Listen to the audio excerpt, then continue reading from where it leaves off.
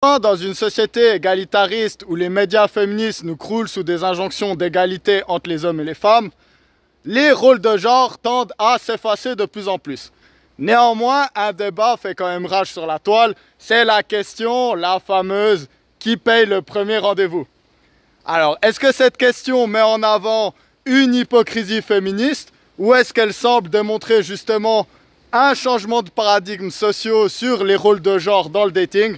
Cette question, je l'ai posée sur Instagram et ça a lancé beaucoup de conversations avec à la fois des hommes et des femmes. Moi, j'ai un avis très partagé sur le sujet que je vais expliquer dans cette vidéo. Je vais revenir aussi sur les différentes conversations que j'ai eues. Je vous donne mon analyse, ma vision de la question de l'argent et du couple. Et tout ça, c'est dans cette vidéo, j'espère qu'elle vous plaira et c'est tout de suite. Alors, personnellement, j'adore les discussions sur les rôles de genre dans la société. Pourquoi? Certains diront astrologiquement que c'est parce que j'ai Mars, la planète des hommes, et Vénus, la planète des femmes, en conjonction dans le signe des Gémeaux. Le signe des Gémeaux qui est le signe de l'androgynie, vu qu'il est caractérisé par des faux jumeaux, un garçon et une fille qui ont des avis si différents mais pourtant sont toujours ensemble en train de discuter d'eux. Et d'autres diront que si j'aime autant ces conversations, c'est parce qu'il y a une méta-discussion qui a lieu en fait quand on parle des rôles de genre. Ce qu'on parle, c'est qu'est-ce qui est inné et qu'est-ce qui est acquis. Et ça, c'est évidemment une question centrale en psychologie. Ce qui est inné, c'est ce qui est biologique en nous. Donc, je suis un homme, donc j'ai les chromosomes XY, donc j'ai un profil hormonal qui fait que je vais me comporter de telle manière. Et de l'autre côté, on a les acquis. Donc, je vis dans une société chrétienne patriarcale qui nous a transmis justement des rôles, des choses qu'on doit faire, qu'on doit agir, des manières d'être. Et cette discussion, du coup, elle est intéressante parce que, évidemment, on pourrait être absolutiste et dire les garçons, ouh, on est comme ça et les filles, c'est à la cuisine. Et dire que voilà, la biologie, elle a choisi que c'était aux femmes de passer l'aspirateur et aux hommes de péter la gueule des méchants et ramener de la thune. Ou on peut avoir l'autre opposé qui est de dire non, non, non, non, il n'y a rien, il n'y a pas de différence entre les hommes et les femmes. Tu peux être XY, mais à l'intérieur de toi, être une femme. C'est que la société qui nous a dit qu'on devait agir comme ça. Regardez les hippocampes, c'est eux qui portent les enfants. Bref, on peut se situer un peu dans les deux extrêmes justement de la question. Comme souvent, je ne vais pas trop me mouiller, je vais faire un peu une réponse de Suisse. Comme souvent, la question elle est sûrement plus complexe. Et la vérité, c'est qu'effectivement, on a des comportements qui sont influencés par notre profil hormonal, par notre situation biologique, des instincts, on va dire. Et évidemment, on peut le voir, il y en a d'autres, c'est vraiment sociétal. Et c'est pour ça que des aborigènes qui vivent dans une île non contactée depuis des milliers d'années, ils vont quand même avoir des rôles de genre qui peuvent être similaires aux nôtres. Donc la vraie question, c'est qu'est-ce qui est inné, qu'est-ce qui est acquis? Et dans la question de la thune et du rôle de genre, est-ce que c'est plutôt un instinct biologique qui fait que l'homme paye ou est-ce que c'est vraiment une question logistique sociétale? Donc, la question qui paye le premier rendez-vous, je l'ai mise en sondage sur Instagram. Et les réponses étaient très partagées. Donc c'est ce que je trouve toujours intéressant, c'est pour ça que je vous fais une vidéo sur le sujet aujourd'hui. En gros, les trois réponses que j'ai posées sur Instagram, et j'ai aussi posé cette question à des personnes de mon entourage, c'est qui paye le rendez-vous? Option 1, l'homme. Option 2, celui qui propose le rendez-vous. Et option 3, 50-50. Et sauf erreur, les résultats c'était 40% l'homme, 30% celui qui propose et 30% finalement on fait 50-50. Et au niveau de la répartition des sexes, c'était franchement assez égalitaire. C'est-à-dire qu'il y a des femmes et des hommes qui ont répondu l'homme, il y a des femmes et des hommes qui ont répondu 50-50.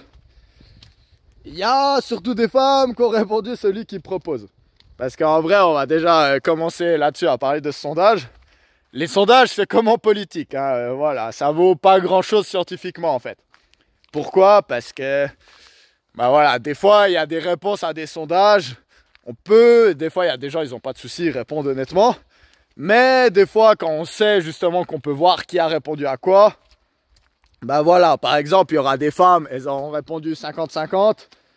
Mais la vérité, c'est que voilà, elles s'attendent quand même à ce que ce soit l'homme qui paye. Et elles seraient un peu déçues si c'était vraiment 50-50. Mais pour le sondage, elles ont mis ça. Pareil pour la réponse, celui qui propose. Alors j'ai pas envie de dire que c'est un peu l'option 1. Mais voilà, c'est aussi un peu une réponse facile à faire. Donc moi, je peux être une femme. Je me fais proposer des dizaines de rendez-vous chaque semaine. Et je vais dire par politesse celui qui propose, en sachant que moi, je vais jamais proposer le rendez-vous. Donc, il faudrait de nouveau faire des stats, mais dans notre monde, c'est quand même majoritairement l'homme qui va proposer un premier rendez-vous. Sauf dans les cas spéciaux dont je vais revenir plus tard dans la vidéo. Parce que, de nouveau, je pense vraiment pas que c'est une question justement qui est hyper tranchée et qu'il y a une réponse claire en fait. Parce que sinon, je vous aurais fait un short de 20 secondes et ça m'aurait pas plu parce que moi, j'aime bien blablater sur les sujets, les retourner, discuter et tout. Ça, c'est ma passion à moi. Alors, de manière générale, si je dirais qu'il n'y avait pas forcément une distinction entre les sexes dans la réponse, je pense qu'idéologiquement, il y a quand même quelque chose qui ressortait. Les personnes qui étaient un peu plus traditionnelles répondaient c'est à l'homme de payer le premier rendez-vous. On va dire que c'est de la galanterie en fait. Et de l'autre côté, les personnes qui sont un peu plus ouvertes d'esprit, progressistes, parce que là on est en train de parler d'un trait de caractère en fait, c'est l'ouverture aux nouvelles idées. Donc est-ce que vous avez une mentalité plutôt rigide ou est-ce qu'elle est justement très ouverte? D'ailleurs, il n'y a pas de bien ou de faux, il n'y a pas de bien ou de mal dans cette réponse, c'est un trait de caractère. Donc voilà, si on a des gens plus tradis et des gens plus progressistes, c'est pour une raison évolutionniste. Donc c'est bien justement qu'il y ait un peu une discussion là-dessus. Parce que la tradition permet aux sociétés de perdurer dans le temps. Et le progressisme permet justement de s'adapter aux changements naturels, sociétaux, technologiques qu'il y a. Donc c'est important qu'il y ait les deux. Mais c'est quand même une distinction que j'ai pu remarquer justement. Alors, les personnes qui ont dit que c'était à l'homme de payer, souvent il y a cette idée justement qui est ancrée vraiment dans la psyché humaine, que l'homme c'est le provider en fait. C'est celui qui pourvoit aux besoins du foyer. Alors, ça, il faut se dire, il y a une raison évolutionniste de nouveau. Pourquoi c'est à l'homme de payer? C'est quoi l'argument pour que ce soit l'homme? Déjà, on va le dire très clairement, dans l'extrême majorité des sociétés dans lesquelles l'homme a vécu, l'humain a vécu, la femme a des capacités financières très très limitées. Donc la plupart du temps, soit elle ne pouvait pas travailler. Alors évidemment, il y avait beaucoup de travail qui était fait, notamment dans les champs. Mais voilà, ça ne crée pas de l'argent en fait. Les métiers qui créent de l'argent, donc une accumulation de richesse qui était possible d'échanger contre des services ou des choses comme ça, des terres, des animaux, des possessions de ce style, c'était les hommes qui avaient le droit seulement d'avoir. Donc forcément, si on est dans les temps bibliques et qu'on se dit qui c'est qui paye le date, je sais pas s'ils faisaient vraiment beaucoup de dates, mais on se comprend que dans un monde féodal ou comme ça, la femme, elle a tout simplement pas d'argent. Donc forcément, c'est à l'homme de la courtiser et de l'inviter. Après, il y a des autres raisons évolutionnistes à ça. Déjà, on va prendre vraiment les animaux comme exemple. Alors je sais, les animaux, ça a ses limites toujours. De nouveau, on en revient à cette question de l'inné et de l'acquis. Oui, on reste des animaux, donc c'est intéressant de regarder les modèles qu'on peut voir dans la nature. Mais évidemment, l'humain change aussi un peu. Donc c'est pas parce que certains animaux font une chose que ça s'applique à l'être humain, là-dessus on est bien d'accord. En fait, c'est l'idée justement de la parade nuptiale que les oiseaux y font. Ou le fait plutôt même, je dirais, de faire un très beau nid. En fait, le problème, et ça, Richard Dawkins, il en parle dans Le gène égoïste. Le problème, c'est que qu'est-ce qui caractérise vraiment le mâle et la femelle? Alors, on pourrait rentrer dans des discussions chromosomiques ou j'en sais rien quoi. On a eu ça, cette question avec la boxeuse là au JO qui a eu cet été à Paris. Donc, ça a lancé plein de débats. Qu'est-ce qu'un homme, qu'est-ce qu'une femme? Mais biologiquement, une des définitions qu'on pourrait donner à qu'est-ce qu'une femelle, la femelle, c'est l'individu qui doit donner le plus de ressources pour la reproduction. Donc ça, c'est un prisme sur lequel on peut voir justement les différences de genre. Et chez l'humain, on le voit très clairement. Concrètement, là de nouveau, c'est plus complexe que ça, mais là on va vraiment parler animal. qu'est-ce que les hommes on doit faire pour propager nos gènes? Donc je le rappelle, un enfant, c'est 50% de nos gènes. Donc faire des enfants, si on prend le gène égoïste comme exemple, donc l'idée qu'on est contrôlé par nos gènes et que nos gènes, ce qu'ils veulent, c'est se reproduire. Bah, pour reproduire nos gènes, soit on fait des enfants, soit on fait que nos frères et nos sœurs ils puissent avoir des enfants. Donc qu'est-ce que moi j'ai besoin pour faire un enfant? J'ai besoin de donner mon sperme. Puis du sperme, ben, j'en fabrique vraiment beaucoup. Là, je parle de moi, mais je parle évidemment des hommes. On en fabrique vraiment beaucoup. On peut tout donner et puis 30 minutes plus tard, on peut redonner. Hein, donc c'est comme ça. On peut inséminer beaucoup de partenaires. Justement, désolé des termes un peu crus. Je sais bien qu'on n'est pas des taureaux et des vaches. Mais biologiquement, il y a cet instinct-là. L'homme, il peut inséminer beaucoup de femelles. Et après, il a juste à partir. Et lui, il a dépensé la quantité protéinique qu'il faut pour fabriquer des spermatozoïdes et le liquide séminal. Une femme, qu'est-ce qu'elle doit investir pour faire un enfant? Déjà, la femme, elle a beaucoup moins d'ovules. Donc, elle n'a pas 60 capacités justement de tomber enceinte chaque mois. 60 occasions de tomber enceinte chaque mois. Et aussi, bah, elle va tomber enceinte. Donc, dans la nature, une femme enceinte, bah, déjà, elle doit manger plus. Et elle va être plus faible, littéralement, face au danger qu'il va y avoir, face à sa propre survie. Donc, et là, je parle que du fait de mettre l'enfant au monde. Sauf que l'humain, il a cette caractéristique néotonique. Je crois que c'est comme ça que ça se dit, il faudrait me fact-checker sur ce mot. Mais en gros, ça veut dire quoi? Ça veut dire que l'humain, il naît trop jeune, en fait. C'est sûrement à cause du cerveau, à cause de plein de questions évolutionnistes. Mais en gros, il y a des animaux, ils sortent, et ils peuvent déjà bouger, ils peuvent déjà trouver à manger et tout. Ils ont quasiment pas besoin en fait de leurs parents. L'humain, c'est pas du tout le cas. Un bébé, il lui faut quelques années avant qu'il ait un semblant d'autonomie. Donc, le risque de la femme de tomber enceinte et que l'homme il se barre, il est gigantesque. Dans la société, il est gigantesque. Parce qu'une femme, elle doit investir beaucoup plus en fait pour faire un bébé qu'un homme. Revenons aux oiseaux. L'oiseau, en fait, dans certaines races, évidemment, parce qu'il y a plein de types d'oiseaux différents, si le mâle il va construire un si beau nid en fait pour justement courtiser la femelle, c'est pour montrer un investissement avant l'acte reproductif. En gros, une des choses que le mâle il montre quand il fait ça, ce qu'il montre à la femelle en fait, c'est regarde ça. Je suis un mâle en tellement bonne santé, j'ai tellement des bons gènes en fait, que en plus de trouver de la nourriture pour survivre, j'ai même le temps de fabriquer ce nid qui est si beau. Parce que regarde, j'ai fait des structures, j'ai apporté des décorations qui ont rien à voir. Je suis allé voler un truc qui brille chez les humains pour le mettre en fait dans le nid. Comme ça, tu vois bien, il est bling bling en fait.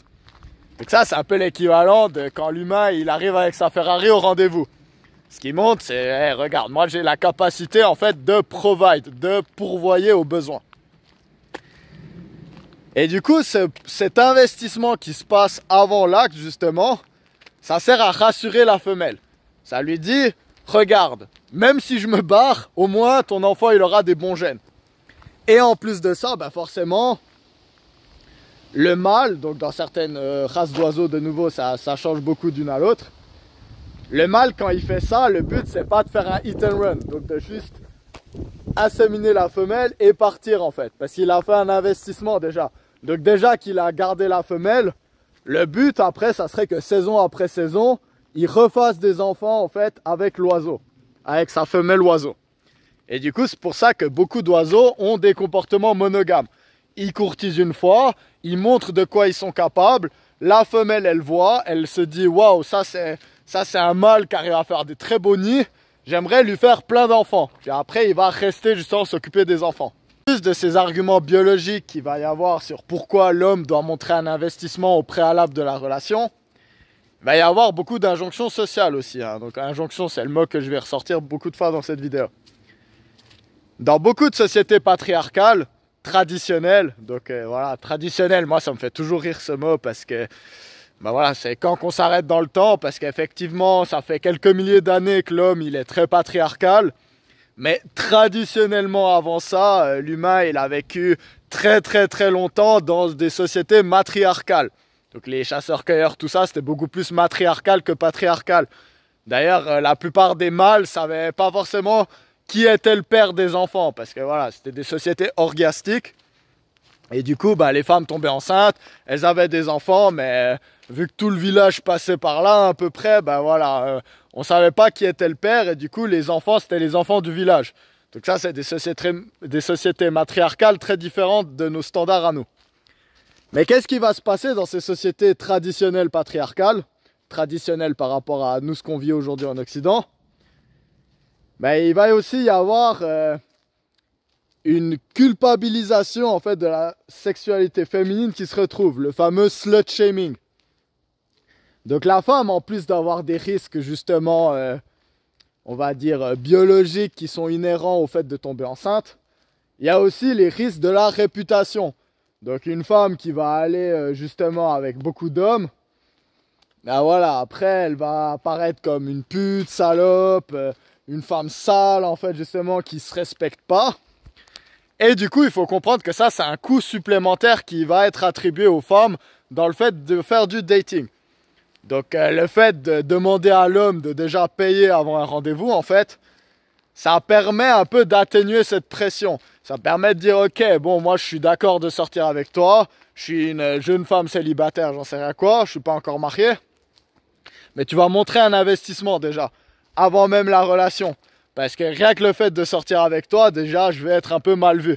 Donc forcément, demander cet investissement préalable, ça permet un peu de réduire le coût. C'est dire, ah oui mais attendez, moi je vais pas avec tous les garçons, c'est lui qui a insisté qu'il voulait me payer un repas. Donc voilà, ça permet un peu de diminuer le slut shaming. Les personnes avec une mentalité un peu plus progressiste, ils vont prôner le 50-50. Pourquoi? Parce que dans nos sociétés, la plupart des paradigmes dont j'ai parlé avant, ils ont changé. Donc oui, il y a toujours une inégalité salariale entre les hommes et les femmes, mais la vérité, c'est que c'est surtout entre les mamans et les hommes. Parce qu'en sortie d'études, moi j'ai bientôt 30 ans, il n'y a pas de différence salariale entre les hommes et les femmes. Hein. Donc les femmes de mon âge, qui n'ont pas encore d'enfants, elles gagnent autant, si ce n'est plus d'argent justement que nous. Parce qu'on le sait aujourd'hui, les femmes ont plus de réussite scolaire que les hommes. Donc voilà, là c'est encore des autres discussions. On va essayer d'abréger et de dire qu'en gros, dans les sociétés occidentales, l'inégalité salariale, elle a en tout cas rien à voir avec celle qu'il pouvait y avoir il y a 200 ans où les femmes n'avaient même pas le droit d'avoir un compte en banque. D'ailleurs, la plupart des hommes n'avaient pas de compte en banque non plus. Donc voilà. De nouveau, c'est des autres conversations. Mais en gros, déjà là, on a l'idée que, ben voilà, elle gagne de l'argent, moi je gagne de l'argent. L'argent, ça sert à le dépenser. Il n'y a pas de raison qu'il n'y en ait qu'un qui paye en fait pour un rendez-vous où on a été deux à participer. Après aussi, de nouveau, les questions de tomber enceinte ou pas, c'est des questions qu'aujourd'hui on se pose plus autant qu'avant, on va dire. D'après moi, c'est à tort, parce que l'acte sexuel, il faut se rappeler qu'est-ce qu'il peut engendrer. Mais beaucoup de personnes dans notre monde aujourd'hui, en fait, surtout de mon âge, c'est pas une question qu'on se pose dans les premiers rendez-vous. Oui, il y a la question de l'acte sexuel, est-ce qu'on va coucher ensemble ou pas, quand c'est que ça va se faire. Mais il y a moins cette notion de risque justement de tomber enceinte. De nouveau, là où je dis que je suis pas trop d'accord, parce que je pense qu'une femme, elle devrait toujours avoir ça en tête. D'ailleurs, la plupart l'ont, mais c'est pas forcément toujours le cas. Et du coup, en fait, bah là, ce qui va se passer, c'est que vraiment, on va se dire, bah, le premier rendez-vous, c'est toi et moi, on apprend à se connaître. Tu me fais pas plus un cadeau d'être là que moi, je te fais un cadeau d'être là. Du coup, bah voilà, on va prendre nos trucs, on va passer un bon moment ou pas. Et l'addition, on va la partager en deux, parce que c'est ça l'égalité. La réponse, bah, c'est celui qui propose qui paye le rendez-vous. Elle peut paraître assez bateau, et on pourrait se dire, comme j'ai dit avant, bah oui, bah, en gros, c'est souvent l'homme qui va proposer.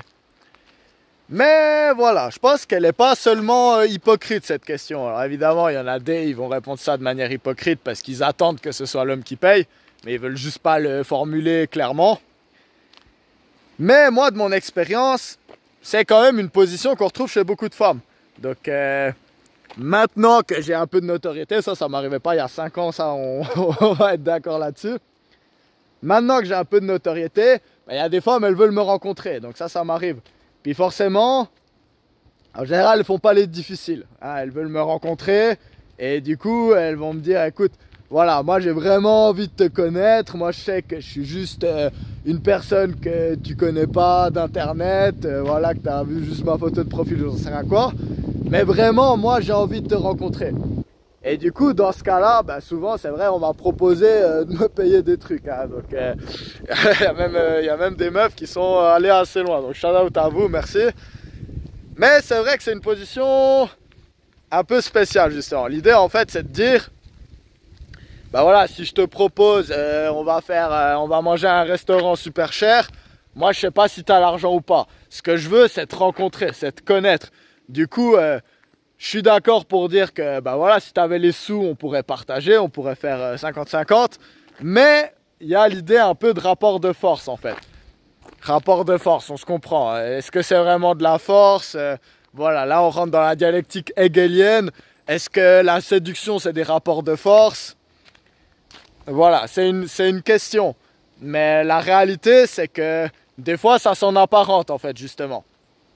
Et je pense que une question qui est soulevée, qui est très intéressante, c'est justement sur le rapport féminin à l'argent dans les relations. Parce que moi, ce que je pense concrètement, et là je vais vous partager mon avis à moi, c'est qu'en fait, les femmes, elles vont classer les hommes dans deux catégories. Il y a ceux qui payent et ceux qui payent pas. Voilà, ce concept, c'est pas moi qui l'ai inventé, hein. Notamment, j'ai pu le voir dans une vidéo de Léo des Philogènes, donc shout out à Léo. Un mec du signe de la Vierge qui explique les rapports amoureux de manière très carrée. Moi, perso, j'aime beaucoup cette approche. Même si, voilà, je reste un cancer dans mon cœur, donc je suis ultra romantique aussi. Et voilà, j'ai toujours, moi, cette dualité entre analyser les rapports amoureux de manière pragmatique, mais après, être hyper fleur bleue, en fait, dans la réalité, pour moi, dans mes histoires à moi, quoi. En fait, cette idée qu'il y a deux classes d'hommes, ceux qui payent et ceux qui payent pas, moi, perso, j'ai vraiment pu l'observer, ça. En gros, et là, de nouveau, c'est une théorie que j'avance, j'ai pas envie de classer toutes les femmes dans le même panier, mais c'est quand même quelque chose que j'ai pu observer. C'est que les femmes, elles peuvent rentrer dans une relation, en fait, avec deux états d'esprit.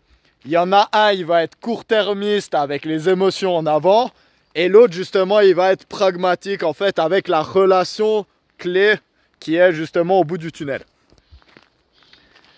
En gros, l'idée, c'est un peu cette différence qu'il va y avoir biologique, en fait, justement, entre, comme j'ai dit, l'investissement qu'il faut dans une relation, le coût des opportunités qui est plus élevé pour les femmes, parce qu'elles ont un nombre d'ovules qui est limité, justement, et après leur réalité émotionnelle en fait qui va primer sur le tout. En gros, moi ma vision des choses, c'est que très vite dans une relation, la femme elle va se poser une question qui est très simple. Est-ce que, et là on en revient à cette question de rapport de force un peu en fait, parce que c'est ce rapport de force qui crée les émotions d'après moi. En gros, est-ce que je sors avec un type qui va m'aider dans la vie de tous les jours? Donc il a un taf, il a de la thune, il est poli, il a un statut social, il va être un bon père de famille. Donc là c'est le côté long terme justement. Et pour montrer en fait que c'est un gars fiable, j'ai besoin qu'il me montre de l'investissement en gros. Parce que des gars comme ça j'en ai plein. Il y a plein de gars qui ont 25, 30, 35 ans, 40 ans qui peuvent en fait m'apporter ce cadre de vie. Qui peuvent être mon homme en fait. Là il y a un côté très pratique, voire le père de mes enfants justement. Et du coup, quand les femmes elles cherchent un partenaire long terme, j'ai l'impression qu'elles sont souvent justement, elles auront envie que l'homme y paye. Pourquoi? Parce que là dans ce rapport de force, elles se considèrent en fait comme le prix, on pourrait dire.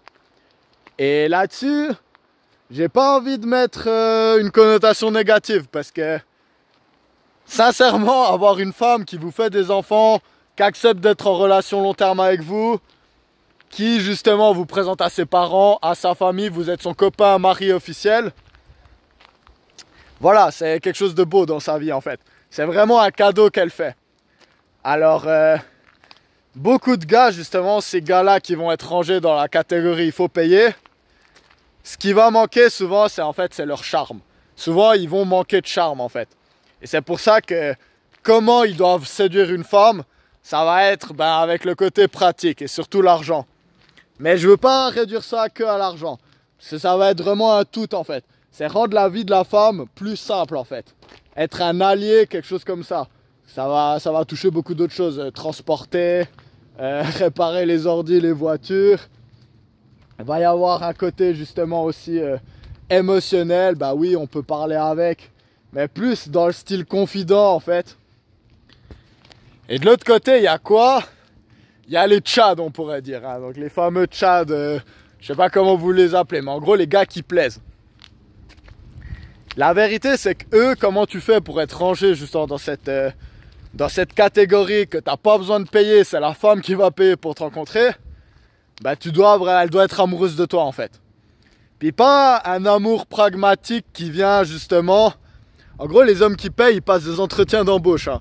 Donc ils se retrouvent, ils sont sur Tinder, ils matchent avec une meuf, eux ils ont 2 matchs par mois, donc ils sont super contents. Et ils se disent voilà, moi j'ai des potes comme ça, ah ben voilà, je vais aller chercher la meuf en voiture, je vais l'amener au restaurant, c'est moi qui vais payer, je vais lui faire une activité super cool. Et en fait, de nouveau, le rapport de force, il est où? Ben, il passe un entretien d'embauche, il cherche une copine vraiment activement. Et dans ce cas-là, qui c'est qui a le plus d'occasion de trouver une copine? Bah, la majorité des femmes vont trouver des hommes qui veulent se mettre avec eux, avec elles. Puis du coup, les hommes, ils sont en demande. Donc notamment quand on rencontre les gens sur les applis de rencontre, quand les gars rencontrent des filles sur les applis de rencontre, l'énorme majorité du temps, la femme a beaucoup plus de matchs que l'homme en fait. C'est là où je parle de justement rapport hegelien en fait, rapport de force. C'est la femme, elle a plus d'occasions en fait. Donc elle peut se montrer plus comme un patron qui fait une entrevue en fait.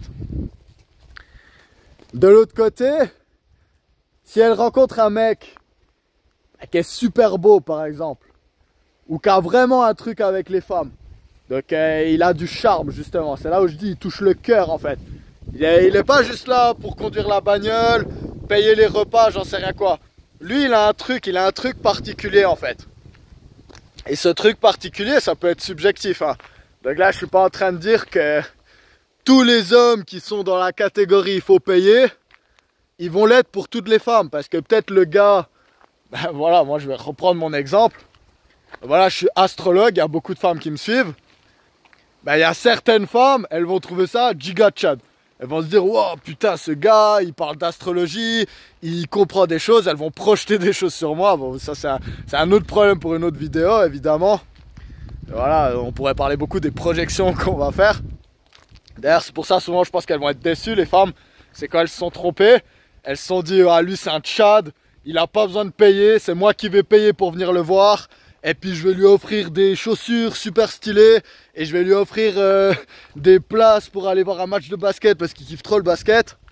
Mais en fait j'ai réalisé que c'était un bouffon, j'aurais dû le faire payer. Et puis ça c'est ce qui fait souvent, qui crée de la rancune en fait chez les femmes. Mais justement si je prends cet exemple, ben moi je vais peut-être être classé dans la catégorie, ben voilà, lui c'est un gars, je veux être avec lui pour le physique, pour le sexe, pour son charme, pour sa notoriété en fait. Pour les aventures qu'il peut me proposer. Mais pour plein d'autres femmes, bah, genre, qu'est-ce que s'en battent les couilles que je sois astrologue et que je fasse des vidéos sur YouTube. Elles vont me mettre dans la catégorie mec, si tu veux mon temps, tu vas devoir raquer. Ça, c'est une distinction super importante qu'il faut faire. Et qui, je pense, elle est vraiment clé en fait sur cette question de qui paye le premier rendez-vous en fait. Et même plus loin, qui paye le reste. Être un peu vicieux du côté des hommes. C'est en fait, justement, on en revient, les hommes qui payent, ils le font souvent parce qu'ils n'ont pas d'options en fait. Ils n'ont pas plein d'options. Parce que pour qu'une femme, elle paye en fait, il faut qu'elle se dise en tout cas, ah ouais, bon, il y a plein d'autres nanas qui veulent aller avec lui. Parce que voilà, si elle perçoit que vous êtes un incel, elle va pas payer pour vous rencontrer en fait. Au pire, elle va aller dans le 50-50 en fait. Mais du coup, ce que je vois, et ce qui moi, perso, m'a mis mal à l'aise dans ces situations, c'est le rapport de force qu'on a avec l'argent, justement. Presque un rapport de prostitution. Donc là, je pèse un peu mes mots, mais il y a un peu de ça quand même. Ça va être...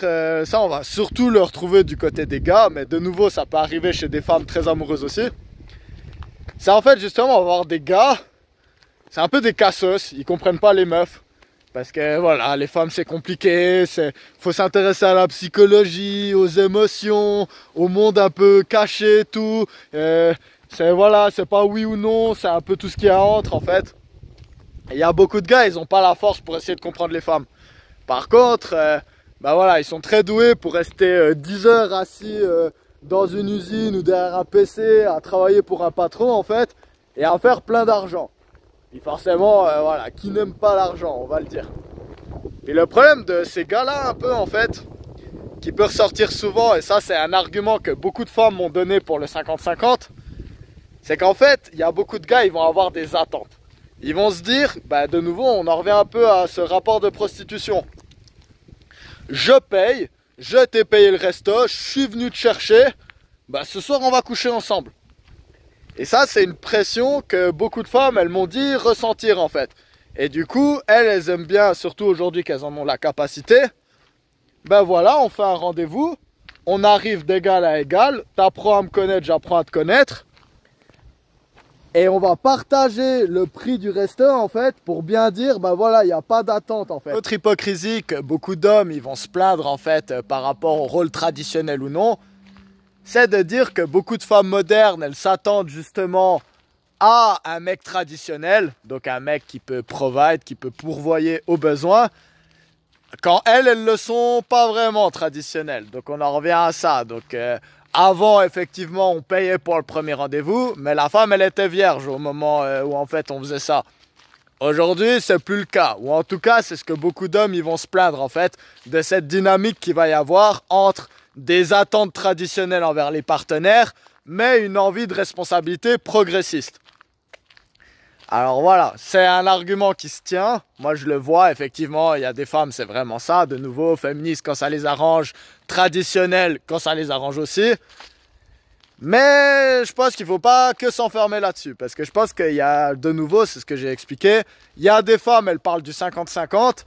Mais c'est réel, hein, c'est pas juste pour faire genre en fait. Et elles, vraiment, quand elles disent qu'elles s'attendent, qu'elles veulent du progressisme en fait dans les relations, c'est pas seulement en fait à la vue de tous, et après en vrai elles s'attendent à du traditionnel. Je pense qu'il y a certaines femmes, elles sont hypocrites à ce niveau-là, mais je pense que sans se tromper, il faut se dire qu'il y a aussi justement des femmes qui elles s'attendent pas forcément à des rôles traditionnels de la part de leurs copains. Voire même qu'il y a des femmes qui prennent la fierté de pouvoir dire, ben voilà, c'est moi qui rapporte la thune à la maison, mon copain, mon mari, c'est un artiste, il s'occupe des enfants, et moi je fais de la thune. Donc voilà, je pense que là-dessus, vraiment les mœurs, ils changent aussi. Donc voilà, perso, il y a eu des situations où moi j'ai eu de l'argent, j'avais un appart, je travaillais, et je sortais avec des filles en études, et qui vivaient peut-être encore chez leurs parents ou comme ça, donc forcément, elles n'avaient pas trop de sous, et puis ben, moi je payais tout ce que je pouvais. Et il y a eu des autres situations où c'est moi qui étais en études, où c'est moi qui étais en galère. Et voilà, j'ai dû dire à des filles, avec un peu de honte aussi, on va le dire, parce que ça c'est quand même quelque chose qui crée de la honte chez les hommes en général quand on n'a pas beaucoup d'argent. Ça, on va le dire très clairement. Ben voilà, j'ai eu des situations où la fille, elle m'a fait comprendre, mec, je m'en bats les couilles, t'as 150 euros de qualité, ma foi, on fera pas des trucs de ouf, mais on va les faire ensemble. Et ben voilà, moi je trouve que le plus important en fait dans une relation, c'est l'investissement en fait. C'est ok, t'as pas d'argent, mais qu'est-ce que tu peux offrir? Est-ce que tu peux offrir autre chose en fait? Puis des fois l'investissement, c'est pas l'investissement seulement financier. Donc là on en revient à la théorie des oiseaux avec leur nid. Donc par exemple quand j'étais plus en galère et que je sortais avec des femmes plus âgées qui elles gagnaient déjà bien leur vie, qu'elles m'invitaient dans leur belle maison et tout, bah forcément, rien que payer le train pour aller les voir, ça me foutait déjà pas mal dans la merde. Mais je le faisais, et puis bah je pouvais pas ramener des cadeaux de malade, sûrement j'aurais voulu le faire, mais là je pouvais pas forcément. Bah qu'est-ce que j'ai fait? J'ai fait des dessins, hein. Donc les dessins classiques, hein. Donc voilà, je vais pas envie de vous donner tous mes astuces, mais voilà, on en revient au nid des oiseaux. Vous faites un dessin, la fille vous aurez parlé avec elle, vous aurez dit des trucs sur sa vie, sur ce qu'elle aime et tout. Vous faites un dessin de ce qu'elle vous a dit, peut-être un truc, j'en sais rien quoi, je vais pas vous expliquer quoi dessiner, mais le fait d'avoir pris le temps de dessiner, de lui avoir donné, ça lui a montré, écoute, meuf, je suis peut-être un fauché, mais regarde, j'investis en toi quand même. Je viens pas comme ça les mains vides en fait. Et je pense que c'est ça le plus important. En fait, dans une relation, c'est pas 50-50, c'est 100% 100%. Là, c'est mon côté très romantique qui va parler en fait, hein. Mais l'important, c'est de donner ce qu'on peut, ce qu'on a en fait, et ben, surtout de partager les choses ensemble. Maintenant, voilà, il faut pas être dupe non plus que la composante matérielle, ça reste une composante, ça reste une des principales raisons de divorce par exemple. Ça reste quelque chose qui crée beaucoup de stress. Et du coup, voilà, on peut pas juste balayer ça d'une main, puis se dire, voilà, moi la thune, je m'en bats les couilles en fait. Je pense, voilà, l'important c'est de s'investir dans la relation, s'investir dans l'autre en fait, et de montrer patte blanche. C'est ça le plus important. Du coup, voilà, ça sera tout pour cette vidéo sur qui paye le premier rendez-vous, l'investissement matériel dans les relations. Voilà, je suis pas allé trop loin après dans les discussions de qu'est-ce qui se passe après le premier rendez-vous. Parce qu'au final, je pense que c'est un peu la même logique qu'il y a au premier rendez-vous. Forcément, elle va s'écouler après, plus tard dans la vie. Ben forcément, peut-être une femme, elle est avec vous, vous avez un statut, vous avez de l'argent. C'est une partie de vous. On peut pas dire non plus que c'est hyper impersonnel, mais ça reste une partie de vous. Et voilà, qu'est-ce qui se passe si vous perdez votre travail? C'est pour ça que quand je parle des cases justement où on va être rangé, ben est-ce qu'on a un partenaire qui paye ou est-ce qu'on a un partenaire qui a les choses gratuites? Je mets souvent en garde les hommes, c'est si ton seul point d'attrait c'est le fait que tu as de l'argent, eh ben oui, tu vas trouver une meuf qui va vouloir sortir avec toi pour venir à Bali en vacances avec toi, pour aller dans les beaux restaurants, pour être dans un super appart luxueux. Mais si la seule chose que t'apportes, parce que je dis pas que c'est parce que t'as de la thune, tu peux pas être séduisant, hein, là-dessus, on va être d'accord là-dessus, ou parce que t'es moche, ou parce que t'es pauvre, les meufs, elles vont forcément te trouver beau, hein, non, c'est pas ça.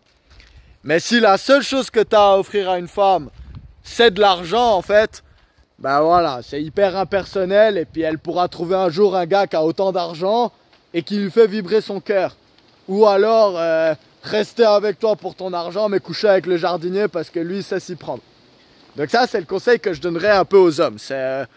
Oui, c'est bien de pouvoir pourvoyer aux besoins de votre femme. Je pense que c'est un beau truc de sa famille. D'ailleurs, en général, pas seulement de sa femme, mais de sa famille. C'est un bel objectif que les hommes ils peuvent se fixer. Mais voilà, il ne faut pas juste être un porte-monnaie ambulant parce que ça, c'est la meilleure méthode pour se faire utiliser par des femmes sans scrupules. Et après, en plus, penser que toutes les femmes, elles s'intéressent qu'à la thune. Alors, s'il y a bien un truc que je peux vous assurer, c'est que si vous avez d'autres qualités, il n'y a pas besoin que d'argent, en fait, pour pouvoir pécho. Ça, c'est vraiment important. Du coup, j'espère que cette vidéo, elle vous aura plu. N'hésitez pas à en mettre en commentaire qu'est-ce que c'est votre vision de la question. En fait, qui c'est que vous pensez que doit payer le premier rendez-vous? Vous, comment vous faites dans votre vie? Comment ça a évolué? Vous pouvez me confirmer si vous êtes une femme. Voilà, si vous avez envie de dire ça publiquement, si effectivement vous rangez un peu les hommes dans deux catégories, il y en a des qui doivent un peu plus payer que d'autres. Ça m'intéresse de savoir si vous êtes d'accord avec cette théorie. En tout cas, moi je me réjouis de vous retrouver tout bientôt pour des nouvelles vidéos sur le sujet ou sur des sujets rien à voir. Je finis cette vidéo parce que les outros, c'est toujours le truc le plus dur à faire dans une vidéo. Je ne sais jamais comment la finir. J'espère que vous vous portez bien en tout cas et que vous faites des belles rencontres. Allez, je vous fais plein de bisous. À la prochaine.